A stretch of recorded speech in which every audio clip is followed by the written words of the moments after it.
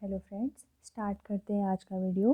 और आज की वीडियो में हम करेंगे NCERT class 6 chapter number 3 playing with numbers का नेक्स्ट टॉपिक एलसीएम यानी कि लोएस्ट कॉमन मल्टीपल। ठीक है, इसकी पहली वीडियो में हमने एचसीएफ ये जो एक इम्पॉर्टेंट टॉपिक था इसको पूरा अच्छे से समझा था कि हाईएस्ट कॉमन फैक्टर क्या होता है। आज हम जानेंगे लोएस्ट कॉमन मल्टीपल क्या होता है। ठीक है, तो इसको समझते हैं। पहले देखो, सबसे पहले हम आते हैं कुछ मल्टीपल्स पे। जैसे कि हम लिखते हैं मल्टीपल 2 के। ठीक है, 2 के मल्टीपल क्या होंगे? पहला तो 2 ही होता है खुद। ठीक है, सबसे छोटा मल्टीपल किसी भी नंबर का खुद वो नंबर ही होता है। पहले 2 हो गया, फिर उसके बाद हो गया 4 6 8 डॉट डॉट डॉट, मतलब आगे को फिर फिल करेंगे। ठीक है, क्योंकि मल्टीपल्स की तो कोई लिमिटेड नंबर होते ही नहीं है, फाइनाइट नहीं होते हैं नंबर मल्टीपल्स के। यानी कि there are infinite numbers of multiples in any number. ठीक है, किसी भी नंबर में जो मल्टीपल्स होते हैं उसके वो इनफाइनाइट होते हैं, अनंत होते हैं। ठीक है, तो इतने ही हमने लिखे, 2 के हमने लिख लिए। अब हम लिखते हैं किसके? 3 के। 3 के लिखेंगे तो 3 6 9 12 ये कर लिया। और उसके बाद हम लिखते हैं 4 के, ये। ठीक है, डॉट डॉट डॉट। इसको थोड़ा सा और आगे बढ़ा लेते हैं। 8 के बाद आएगा 10, 10 के बाद आएगा 12 डॉट डॉट डॉट। ठीक है, देखो ये भी 2 के मल्टीपल्स हैं, 3 के मल्टीपल्स एंड 4 के मल्टीपल्स। कुछ दिख रहा है इनमें? जो लास्ट नंबर है, मतलब ये जो मल्टीपल है ना, ये सारे तो मल्टीपल हो गए। सबसे पहला हमने मल्टीपल समझ लिया। अब है कॉमन मल्टीपल। ठीक है, कॉमन मल्टीपल मतलब जो एक जैसे हैं तीनों में। देखो एक काम करते हैं, इसको ना थोड़ा सा और आगे तक बढ़ा लेते हैं। जैसे 12 के बाद आएगा 14 16 18 20 22 24 26, ऐसे इसको बढ़ाते हैं। इसको आगे को बढ़ाएंगे तो 12 के बाद आएगा 15 18 21 24 27 30 डॉट डॉट डॉट। और इसमें करेंगे तो 16 20 24 28 32। ठीक है, डॉट डॉट डॉट, ये हो गया। अब देखो, क्या कुछ कॉमन मल्टीपल्स हैं? मतलब मल्टीपल्स तो समझ आ गया। पहले लिखते हैं कॉमन मल्टीपल्स ऑफ 2 3 4। ठीक है, काफ़ी सारे होंगे। अभी तो हमने ये डॉट डॉट डॉट लगाया, आगे से पूरे लिखे भी नहीं है, मतलब बहुत सारे मिलेंगे हमको। लेकिन उसमें से जो दो, एक दो अगर हमें कुछ दिखता है तो उसको लिख लेते हैं। ऐसे मल्टीपल्स जो 2 का 3 का 4 का तीनों का होगा। ठीक है, यानी कि जो 2 की भी टेबल में आ रहा होगा, 3 की भी टेबल में आ रहा होगा और 4 की भी टेबल में आ रहा होगा। ठीक है, वो कौन सा है सबसे पहले ढूंढो। यहाँ से हमने शुरू किया।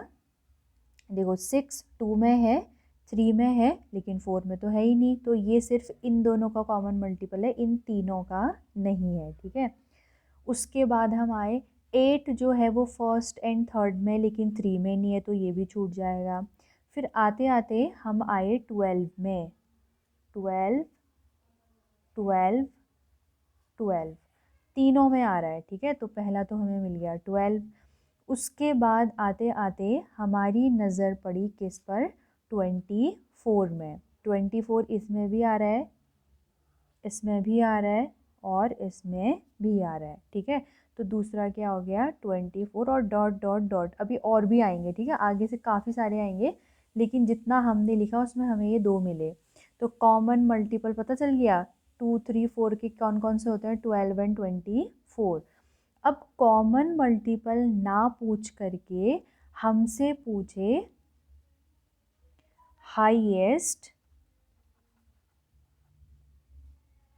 सॉरी हाईएस्ट नहीं, लोएस्ट हाईएस्ट भी पूछ सकता है, ठीक है, लेकिन उसमें अभी आएंगे हम। हाईएस्ट फिर समझेंगे, पहले लोएस्ट समझते हैं। लोएस्ट कॉमन मल्टीपल, ठीक है, ये तो एक ही होगा। कॉमन मल्टीपल्स तो काफ़ी सारे हो सकते थे, लेकिन लोएस्ट तो एक ही होगा ना, तो सिर्फ मल्टीपल आएगा। तो लोएस्ट कौन सा है, सबसे छोटा ऐसा नंबर जो तीनों से डिविजिबल हो, ठीक है, वो कौन सा हमें मिल गया, वो है हमारा 12, ये, ठीक है। तो यही होता है LCM of 2, 3 and 4 is equal to 12। समझ आ गया। छोटे से छोटा ऐसा नंबर, उससे छोटा और नहीं होगा जब हम एलसीएम, मतलब एक छोटे से छोटा ऐसा नंबर जो जितनों का भी हमने एलसीएम निकालना हो, तीनों के टेबल में आता हो, यानी कि तीनों से डिविजिबल हो, ठीक है, कुछ भी कहें, मतलब क्या है कि 2 से भी डिवाइड देंगे तो भी पूरी पूरी बार जाएगा, 3 से भी एंड 4 से भी। समझ आ गया, ये होता है लीस्ट कॉमन मल्टीपल। समझ आ गया होगा ना कि होता क्या है। तो लोएस्ट तो समझ आ गया। अब अगर हमसे पूछे हाईएस्ट, ठीक है, जिसको हमने काटा, अब उसको सीखते हैं, मतलब खाली एक वो लेते हैं, ठीक है, कि हाईएस्ट अगर पूछ लेंगे तो क्या होगा। हाईएस्ट तो सोचो कि कितना ज़्यादा करना पड़ेगा हमने, ये कभी हम निकाल पाएंगे। हाईएस्ट कॉमन मल्टीपल, 2 के भी इनफाइनाइट नंबर्स ऑफ मल्टीपल्स होते हैं, 3 के भी इनफाइनाइट नंबर्स ऑफ मल्टीपल होते हैं, एज वेल एज 4 के भी। मतलब ये लिखते लिखते 12, 24, फिर आगे को लिखते लिखते इनफाइनाइट नंबर तक हम पहुंच जाएंगे, ठीक है। तो ये उसी इनफाइनाइट नंबर में से कोई एक नंबर होगा हाईएस्ट, ठीक है, अगर हम खाली हाईएस्ट पूछते हैं। लेकिन अगर हम इस हाईएस्ट के आगे, ये जो हाईएस्ट लिखा है, हाईएस्ट 2 डिजिट नंबर कर दें इसको, ठीक है, 2 डिजिट नंबर, तो अब हम सीमित हो जाएंगे 99 तक। ये मतलब जो हमारा आंसर आएगा ना, वो 99 के अंडर ही आएगा, क्योंकि इस 99 में अगर हमने एक भी प्लस कर दिया तो हम ये जो है 3 डिजिट नंबर में पहुंच जाएंगे, ये। तो अब रेस्ट्रिक्शन है हमारे लिए कि हमने 2 डिजिट नंबर ही निकालना, और ऐसा वो हमें देंगे ही देंगे, क्योंकि यहाँ तक तो हम पहुँच ही नहीं सकते। होगा ज़रूर कोई हाईएस्ट मल्टीपल, लेकिन ये निकालना हमारे लिए अभी पॉसिबल नहीं है, ठीक है, वो बहुत बड़ा कोई नंबर होगा जहाँ तक हम पहुँच भी नहीं सकते। तो और एक तो हो गया 2 डिजिट नंबर, और हमसे पूछ सकता है हाईएस्ट 3 डिजिट नंबर। ये हाईएस्ट 3 डिजिट नंबर निकालो जो 2 से, 3 से, 4 से डिविजिबल हो, ठीक है। मतलब कि हमारा आंसर फिर 999 के अंडर, यहाँ तक ही हम ढूंढ सकते हैं। इसमें एक प्लस कर देंगे तो 1000, वो 4 डिजिट नंबर हो जाएगा। तो फिर हमें ढूंढना पड़ेगा, जैसे 12 है ना, 12 12 2 डिजिट, फिर 24, फिर आगे और आते जाएंगे आते जाएंगे। तो ऐसे नंबर तक हमें पहुंचना है जो 3 डिजिट भी हो, ठीक है, 3 डिजिट नंबर हो, और ये 99 के 999 के कहीं या तो यही होगा या तो इससे थोड़ा सा छोटा नंबर, ठीक है, जिसको 2 से डिवाइड देने पर भी पूरी पूरी बार जाए, 3 से भी और 4 से भी। समझ आ गया। तो ये तो फिर समझेंगे हम ये हाईएस्ट वाला, अभी इतना समझ में आना ज़रूरी है। तो अभी तो हमारा काम था मेन एलसीएम, तो एलसीएम तो आई होप समझ सभी को अच्छे से समझ में आ ही गया होगा कि लीस्ट कॉमन मल्टीपल कौन सा होता है, ठीक है। तो यहाँ से हमें एक चीज़ और देखने को मिल रही है कि जो लीस्ट कॉमन मल्टीपल होता है ना, भले ही ये बात यहाँ पर लोएस्ट की हो रही है, मतलब वर्ड में लोएस्ट लिखा है, लेकिन जो ये निकल कर आता है ना ये एलसीएम, वो लोएस्ट होता नहीं है इन तीनों नंबर्स का। मतलब और समझते हैं इसको। मैं कहना चाह रही हूँ कि ये जो लोएस्ट यहाँ पर लिखा है ना, आंसर हमारा क्या 2, 3, 4 से छोटा आ रहा है? नहीं आ रहा है। एलसीएम का आंसर हमारा जो भी आता है ना, वो जो भी गिवन नंबर्स हमें दिए होते हैं जिसका हम एलसीएम निकाल रहे होते हैं, इन तीनों नंबर से हमेशा बड़ा ही आता है इसका आंसर। ये समझ में आने वाली बात है, ठीक है। ये लोएस्ट से कहीं ये भ्रम में मत रहना कि लोएस्ट मतलब कोई छोटा सा वैल्यू आएगी, जैसे 2, 4 ऐसी वैल्यू नहीं आएगी।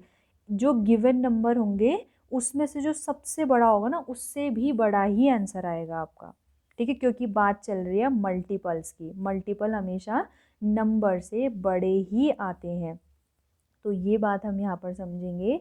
जो एलसीएम की वैल्यू होती है किन्हीं भी दो या दो से ज़्यादा नंबर्स की, तो जितने भी नंबर्स का हम एलसीएम निकाल रहे होते हैं उन सब नंबर्स से बड़ा ही उनका लोएस्ट कॉमन मल्टीपल आता है। ठीक हो गया। जैसे एचसीएफ में हमने देखा था ना, एचसीएफ अगर हम 2 और 4 का भी निकालेंगे ना, तो इसको तो हम ऐसे निकालते थे ना कि 2 1 जार 2, तो ये 1 मल्टीप्लाई बाय 2 हो गया। 4 का हम निकालेंगे तो ये 2 मल्टीप्लाई बाय 2 मल्टीप्लाई बाय 1 ऐसे कुछ हो गया, मतलब फिर इसमें भी 2 कॉमन है, इसमें भी 2 कॉमन, तो ये 2 आ रहा है। भले ही इसके नाम में हाईएस्ट वर्ड है, ठीक है, लेकिन जो वैल्यू आ रही है एचसीएफ की वो 2 4 यानी कि इनसे छोटी आ रही है, इन छोटी है इसके बराबर, यानी कि कम वैल्यू, ये बढ़ नहीं रहा है। समझ आ गया होगा ना। एचसीएफ और एलसीएम बहुत इंपॉर्टेंट टॉपिक है और थोड़ा सा कंफ्यूजिंग है, क्योंकि जिसमें लोएस्ट लिखा होता है उसकी वैल्यू नंबर से बड़ी आती है और जिसमें हाईएस्ट लिखा होता है वो वैल्यू छोटी आती है। और ये कैसे आती है, क्योंकि फैक्टर हमेशा छोटा होता है, मल्टीपल हमेशा बड़ा होता है। अभी इसको और समझेंगे और डिटेल में, पहले बुक का पढ़ लेते हैं। What are the common multiples of 4 and 6। तो अब 4 एंड 6 के कॉमन मल्टीपल्स बताओ, ये हैं कॉमन मल्टीपल्स, ठीक है। 4 के भी होते हैं ये सारे और 6 के भी होते हैं कॉमन मल्टीपल्स। तो which is the lowest of this, इन सब में से सबसे छोटा कौन सा है, वो 12 है। तो we say that lowest common multiple of 4 and 6 is 12, ये 12 है। तो it is the smallest number, ये वो छोटे से छोटा यानी कि सबसे छोटा नंबर है। That both the numbers are factors of this number, कि ये जो दो नंबर है ना वो इस ये जो दोनों है वो इसके क्या है, फैक्टर है, ठीक है। वो छोटे से छोटा नंबर जिसके ये दोनों जो है फैक्टर है, यानी कि 4 से डिवाइड करेंगे तो पूरी पूरी बार जाएगा, 6 से भी करेंगे पूरी पूरी बार जाएगा, और इन दोनों का कॉमन मल्टीपल है 12, छोटे से छोटा। समझ आ गया होगा। तो द लोएस्ट कॉमन मल्टीपल यानी कि एलसीएम ऑफ 2 और more given numbers is the lowest और स्मॉलेस्ट और लीस्ट, कुछ भी कहें, लोएस्ट बोलें, स्मॉलेस्ट कहें, लीस्ट बोलें, ऑफ देयर कॉमन मल्टीपल्स, उनके जो कॉमन मल्टीपल्स होते हैं उसमें से जो सबसे छोटा होता है वो लीस्ट कॉमन मल्टीपल होता है, नाम से ही क्लियर है उसके, ठीक है।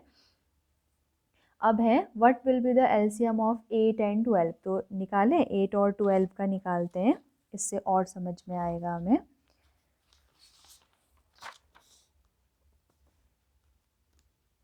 8 12, ठीक है। 8 के पहले हमने मल्टीपल्स लिखने होंगे, 12 के भी मल्टीपल्स लिखने होंगे। तो ये हमने 10 मल्टीपल्स लिख दिए हैं 8 के भी, 10 मल्टीपल्स लिख दिए हैं 12 के भी, ठीक है।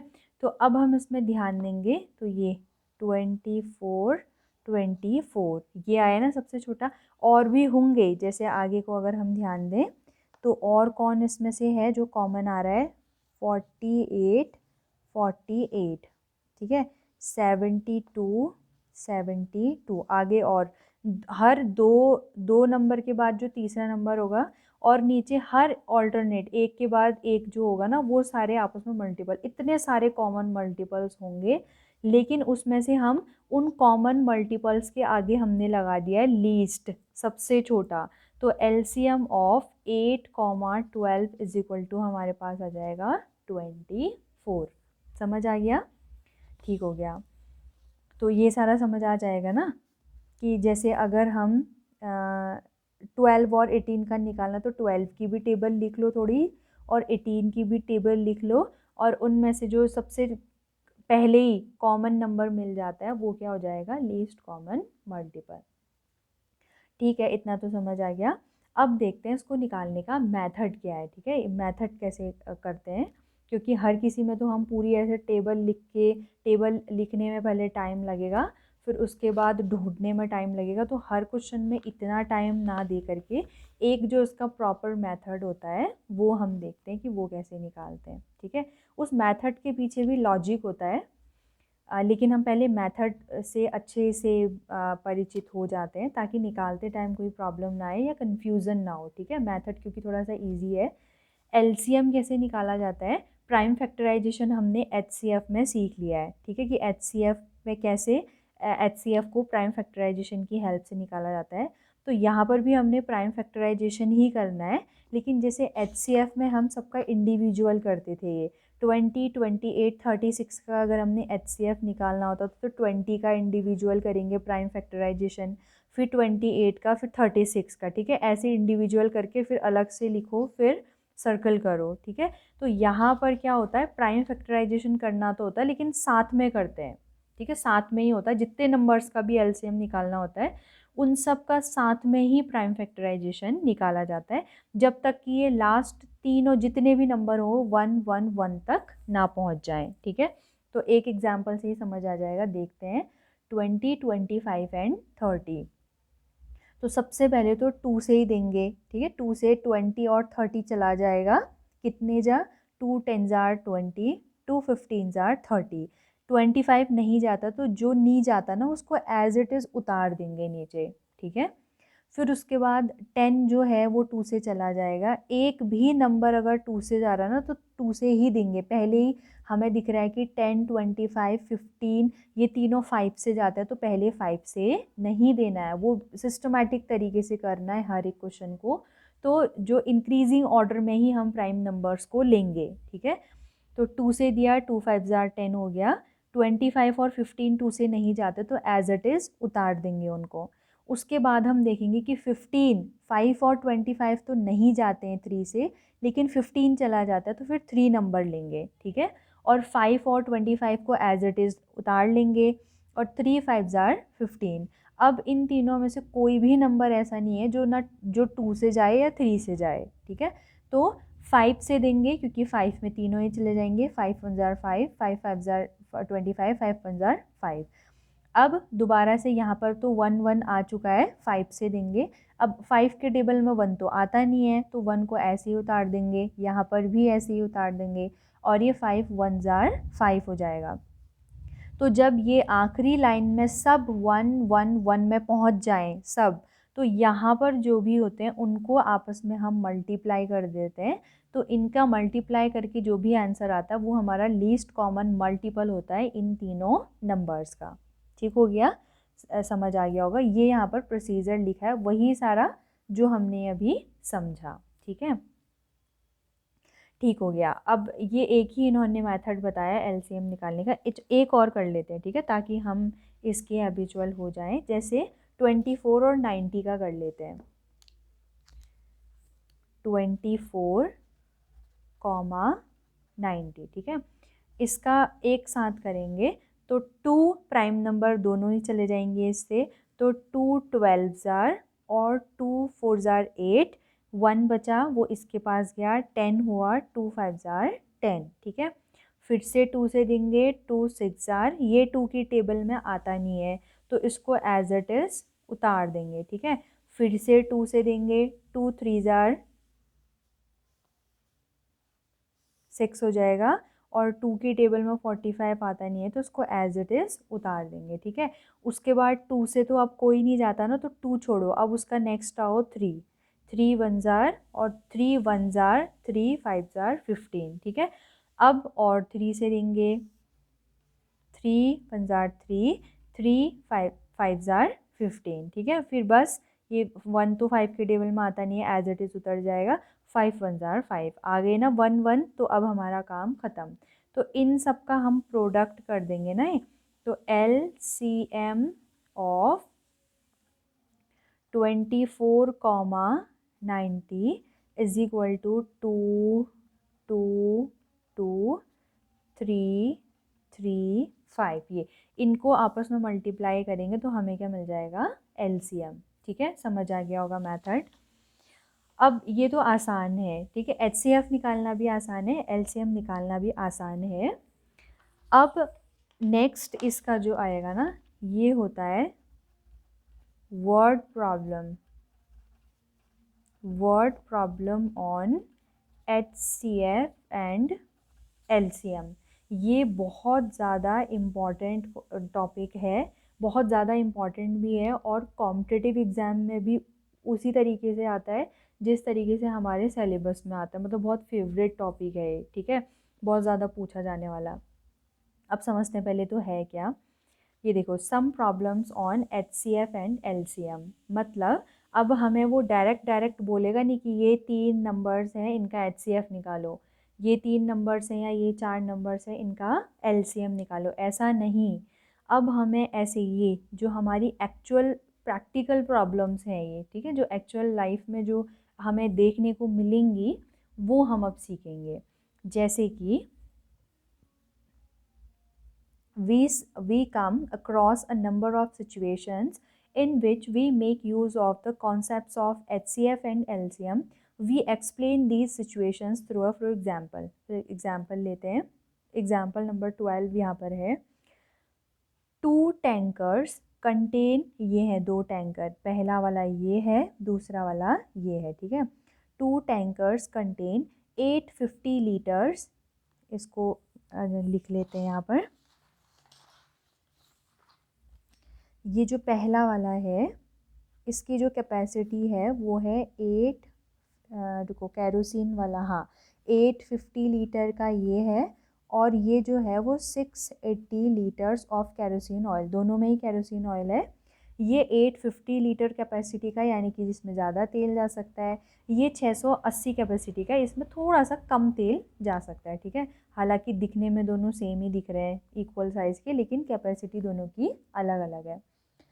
Find the maximum capacity of the container which can measure the kerosene oil of both the tankers. अब हमें एक तीसरा टैंकर है, ये टैंकर लेना है, ये, इसकी हमें कैपेसिटी निकालनी है, ठीक है, इसकी कैपेसिटी निकालनी है कि ये कितना बड़ा हो, ताकि इसमें हम इसका तेल भी मेज़र कर पाएँ और इसका तेल भी मेज़र कर पाएँ, ठीक है, कि मतलब कैपेसिटी तो इनकी 850 680 है। अब ज़रूरी नहीं है कि हमेशा ये पूरे भरे रहें, ठीक है, कभी थोड़े से कम भी हो सकते हैं, है ना, इससे। तो हमें इनके अंदर कितना तेल है वो हमने मेज़र करना है, और उसके लिए हमें एक बर्तन चाहिए।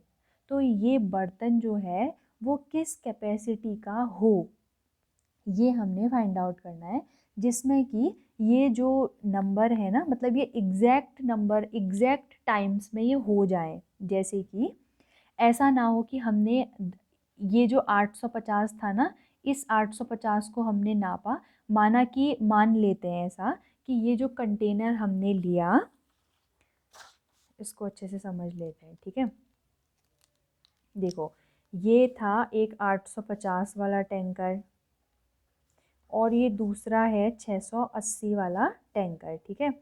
अब हमने बताना है ये टैंकर किस कैपेसिटी का हो, ठीक है, कि हम 850 वाला भी इसमें मेज़र कर पाएँ, मतलब कि इसमें कितना तेल है और इसमें कितना तेल है। तो अब सोचो कि अगर हम ये जो टैंकर है ना उसको 100 लीटर का रख लेते हैं, 100 लीटर का, तो 8 बार तो पूरा पूरा नापा जाएगा, 8 बार, ये 850 के लिए 8 बार तो पूरा भर जाएगा।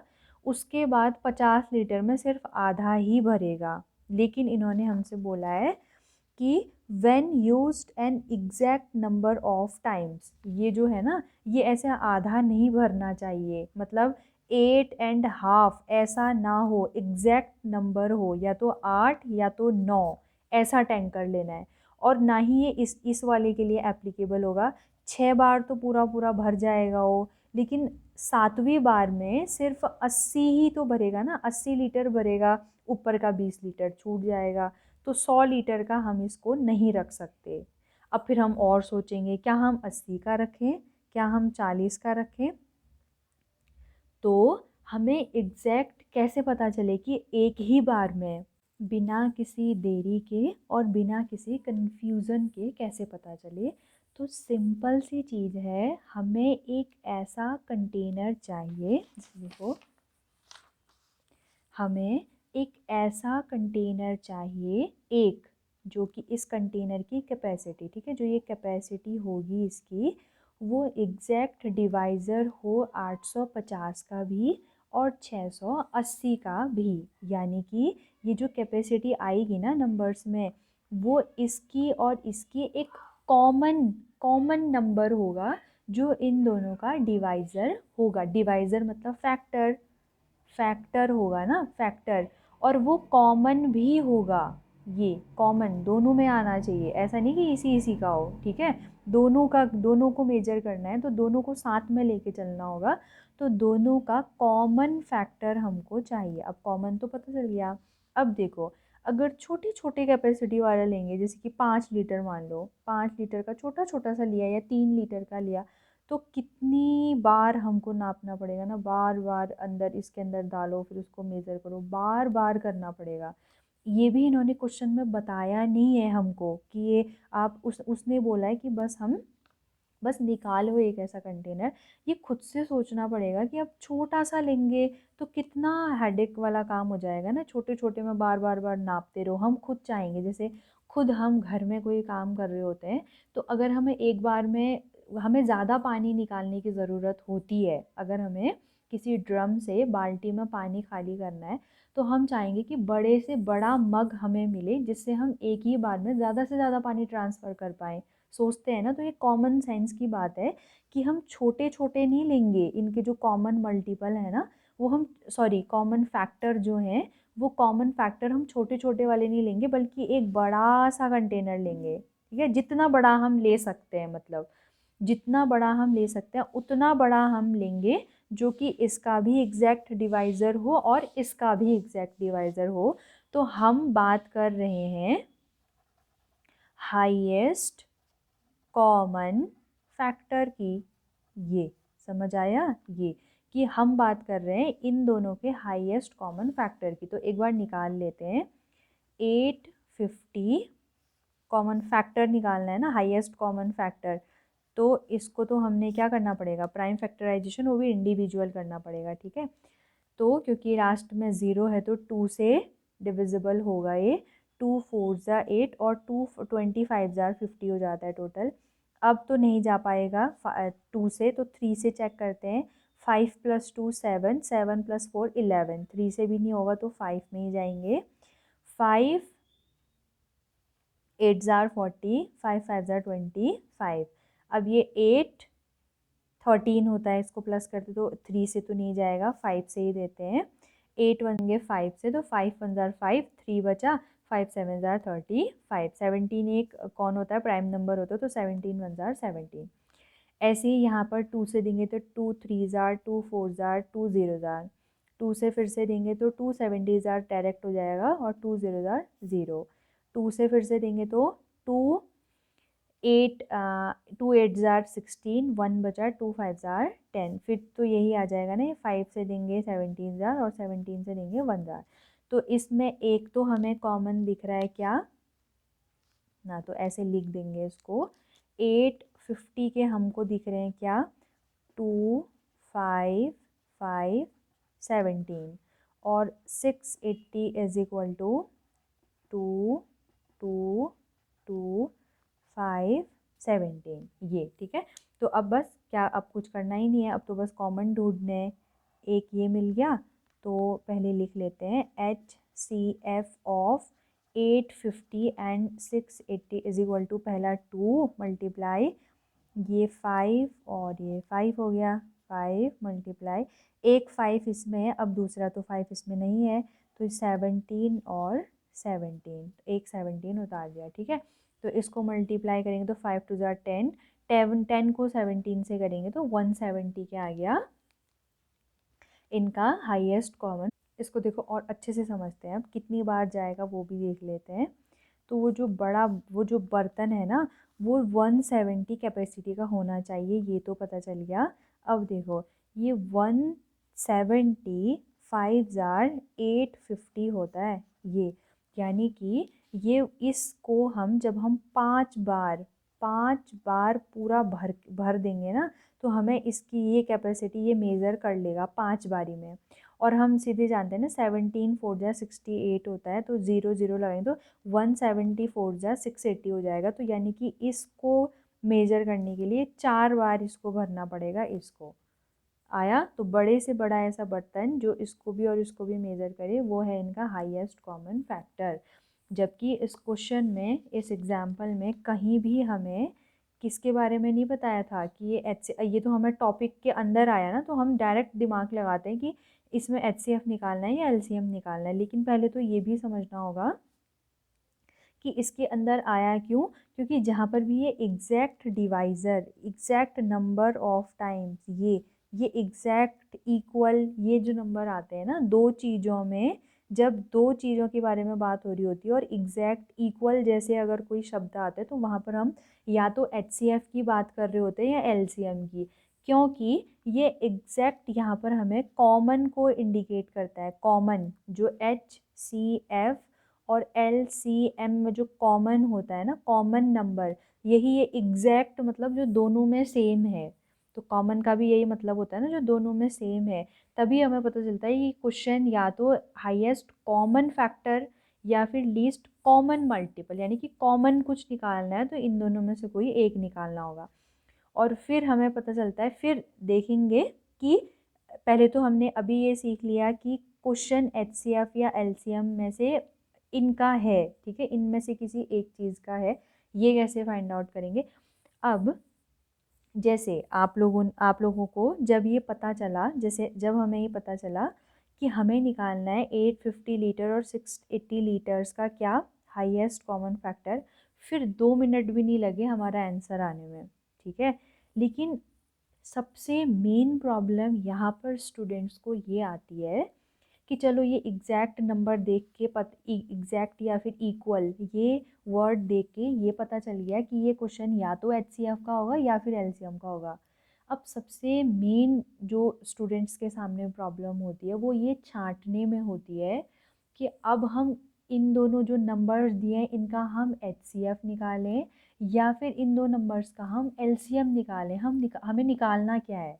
अगर एक बार पता चल जाए क्या निकालना है फिर तो 2 मिनट से भी कम का टाइम लगता है, लेकिन मेन तो है कि निकालना है क्या, ठीक है। उसको जैसे जैसे इसको एक और एग्जांपल से समझते हैं। ये देखो, ठीक है, ये हमें नेक्स्ट एग्जांपल दिया है। इन द मॉर्निंग वॉक, सवेरे जो मॉर्निंग वॉक में 3 पर्सन स्टेप ऑफ टुगेदर, ये जो तीन है ना 1 2 3, इन्होंने एक साथ पैर आगे को बढ़ाया, ठीक है, स्टेप आगे को रखा। तो देयर स्टेप्स मेजर, अब इनमें से कोई किसी की जो स्टेप होती होगी वो 80 सेंटीमीटर की है, किसी की 85 सेंटीमीटर की और किसी की 90 सेंटीमीटर की है, ठीक है, अलग अलग की है। तो what is the minimum distance each should walk, तो ये तीनों कम से कम वो कौन सा, मतलब कितनी दूरी तय करने के बाद दोबारा से distance each should walk would be the lowest common multiple of the, sorry, what is the minimum distance each should walk so that all can cover the same distance in complete steps। इसको जैसे समझें तो ये भी, ये पहला व्यक्ति है, ये दूसरा, ये तीसरा, ठीक है। इसका जो एक स्टेप है, मतलब अगर ये यहाँ पर है, यहाँ से चलना ये शुरू करता है ना, तो ये 80 सेंटीमीटर का डिस्टेंस कवर कर लेता है। जो दूसरा है वो है 85 सेंटीमीटर वाला और थर्ड है 90 सेंटीमीटर वाला। अब इन्होंने डिस्टेंस ट्रैवल करनी है इतनी, ठीक है, ये तीनों ने डिस्टेंस ट्रैवल करनी है। तो अब बोल रहे हैं कि ये कितने स्टेप में ये सारे एक ही जगह पर पहुंच जाएंगे। ये आया, मतलब एक कॉमन डिस्टेंस की बात की जा रही है, कॉमन, जो इसका भी कॉमन हो, इसका भी कॉमन हो और इसका भी कॉमन हो। मतलब जो डिस्टेंस होगी वो कुछ सेंटीमीटर में ही होगी ना, आगे चलकर हो सकता है 100 सेंटीमीटर हो, 200 हो, 300, तो वो कितनी होगी कह रहा है, कॉमन डिस्टेंस, वो सबसे छोटी से छोटी कॉमन डिस्टेंस जहाँ पर ये तीनों दोबारा से एक ही जगह पर पहुँच जाएं, ठीक है। अब ये तो है कि जैसे एक ही बार ये चला 80 सेंटीमीटर, लेकिन ये तो इससे थोड़ा आगे पहुँच गया, वो तो 85 वाला है। ये एक स्टेप इसने रखा, ये तो और भी आगे चला गया, ये तो 90 वाला है, ठीक है। ये दूसरा स्टेप लगेगा तो फिर और आगे चला जाएगा, ये तो 180 सेंटीमीटर ट्रैवल कर देगा अपने 2 ही स्टेप्स में, जबकि ये 160 सेंटीमीटर डिस्टेंस ट्रैवल करेगा अपने 2 स्टेप मिला करके। तो समझ आ रही है कहानी? तो 2 बार में तो सेम नहीं हो पा रहे, ये 180 सेंटीमीटर में है, ये 170 सेंटीमीटर में है, ये 180 में है, तो 2 बार में तो अलग अलग डिस्टेंस पर है ना। तो अब वो कौन सी डिस्टेंस होगी, कितने सेंटीमीटर की डिस्टेंस, जहाँ पर ये तीनों दोबारा से सेम पर आ जाएं, सेम डिस्टेंस पर आ जाएं। तो एक कॉमन डिस्टेंस की बात की जा रही है ना, तब हम निकाल रहे हैं ये क्वेश्चन। हमें समझ आया कि या तो HCF वाला है या LCM वाला है, क्योंकि कुछ कॉमन की बात चल रही है, इन तीनों के कुछ कॉमन की बात चल रही है, ठीक है। तो अब फिर नेक्स्ट स्टेप हमारा है कि अब HCF निकालें या फिर LCM निकालें, ठीक है। तो अब इसको एक बार अच्छे से समझते हैं। तो इसको इससे समझते हैं, ये ज़रूर सभी बना लेंगे और इसको यहीं पर हम चिपका भी देंगे, ठीक है, ताकि जब भी ये आए तो हमें यहीं पर अपना नोट्स भी मिल जाए। अब समझते हैं हाउ टू जज, ठीक है, कैसे जज करेंगे कि दिया हुआ जो वर्ड प्रॉब्लम है वो HCF की है या फिर LCM की है। सबसे पहला जो हिंट होता है ना हमारा, वो होता है क्वेश्चन की लैंग्वेज को जब हम पढ़ते हैं, अगर उस क्वेश्चन में हमें कहीं पर मिनिमम, स्मॉलेस्ट, शॉर्टेस्ट, ऐसे मतलब छोटे छोटे छोटे वाले क्वेश्चन मिल रहे होते हैं ना, छोटे छोटे, मतलब कि किसी में मिनिमम लिखा है, स्मॉलेस्ट लिखा है, शॉर्टेस्ट लिखा है, इस टाइप के जो वर्ड होते हैं, तो ये हमें सजेस्ट कर रहे होते हैं कि हम उसका LCM निकालें, ठीक है। जब मिनिमम, स्मॉलेस्ट, शॉर्टेस्ट, तो वो हमें सजेस्ट करता है कि हम उन तीनों या उन चारों या उन दोनों नंबर्स का LCM निकालें, ठीक है, लीस्ट कॉमन मल्टीपल निकालें। और कहीं पर हमें वर्ड, अगर क्वेश्चन में ऐसे वर्ड दिख रहे होते हैं मैक्सिमम, बिगेस्ट, लॉन्गेस्ट, मतलब लॉन्गेस्ट रूट निकालो, या maximum distance covered by all these 3 persons, वो निकालो। तो इस टाइप के वर्ड अगर हमें दिखते हैं तो वो क्वेश्चन हमें सजेस्ट कर रहा होता है कि हम उनका HCF निकालें, ठीक है। लेकिन काफ़ी सारे, मतलब यही आपको सुनने को भी मिलेगा कि बहुत इजी होते हैं, और ये वर्ड आए तो हम LCM निकालें, ये वर्ड आए तो HCF निकालें, हमारा आंसर आ जाएगा। लेकिन ये 100% वर्किंग टूल नहीं है, ठीक है। 90% हो सकता है, और अभी तो क्योंकि हम 6th क्लास में हैं, तो 6th में हमारे पास ऐसे क्वेश्चन आएंगे जो इसकी हेल्प से बन जाएंगे। लेकिन ये हमेशा के लिए यही कि ये बिल्कुल 100% ट्रू होगा, ऐसा नहीं होता है। कुछ कुछ क्वेश्चंस को थोड़ा सा केयरफुली करना पड़ता है, और उसमें मिनिमम लिखा होता है लेकिन हमें निकालना हो रहा होता है HCF। मैक्सिमम, कुछ मैक्सिमम वर्ड आ रहा होता है और हमें उस क्वेश्चन में निकालना होता है LCM, ठीक है। तो इसको 100% मान के नहीं चलेंगे, लेकिन हाँ ये कुछ हद तक हमारी हेल्प कर सकता है, तो हमें पता होना चाहिए। और मोस्ट ऑफ द टीचर्स यही टूल हमें बताते भी हैं कि किसी भी क्वेश्चन में अगर ये चीज़ें आ रही हैं तो सिंपली उनका LCM फाइंड आउट कर लो, और अगर ये वर्ड्स आ रहे हैं तो उनका HCF फाइंड आउट कर लो, ठीक है। अब देखते हैं 100% वर्किंग टूल क्या है, ठीक है। सबसे पहले हमने क्वेश्चन को बहुत ज़्यादा केयरफुली पढ़ना है उसको, ठीक है, ध्यान से पढ़ना है उसको, और ये जज करने की कोशिश करनी है कि जो हमारा आंसर आएगा, मतलब जो होना चाहिए, अभी समझेंगे इसको एग्जाम्पल की हेल्प से भी, जो हमारा आंसर होना चाहिए, जो हमें डेटा दिए गए हैं, जैसे अभी हमें दिखा ना 80, 85, 90, तो इस डेटा से जो आंसर आएगा वो छोटा होगा या फिर वो बड़ा होगा, ये हमने फर्स्ट अपने स्टेप में ये जज करने की कोशिश करनी है कि हमारा आंसर गिवन डेटा से बड़ा आएगा या फिर गिवन डेटा से छोटा आएगा, ठीक है। ये हमने फाइंड आउट कर लिया। फिर सेकंड स्टेप में, क्योंकि हम देखते हैं कि जब भी हमने कोई जो मतलब दिए गए नंबर्स है ना, जैसे कि वही इसको मान लेते हैं, ये देखो जो अभी हमने किया था ना 2, 3, 4, ये जो 2, 3, 4 है ना, इससे जब हम लोएस्ट कॉमन मल्टीपल यानी कि LCM निकाल रहे थे ना, तो इसमें हमने पढ़ा भी था कि LCM हमेशा जो गिवन नंबर्स होते हैं उनसे बड़ा ही आता है। ठीक है, ये 12 12 12 यानी कि 2 से क्या आया है, 2 3 4, इन तीनों जो नंबर दिए थे तीनों नंबर से बड़ा। ठीक है, तो एलसीएम जो होता है वो तीनों नंबर से बड़ा आता है। तो जब भी हमें हमारा, जैसे हमने पहले सोच लिया होगा कि हमारा आंसर गिवन डेटा से बड़ा आने वाला है, ठीक है, तो उस कंडीशन में हमेशा हम एलसीएम निकालेंगे इन तीनों का, ऐसे पता चलेगा हमें।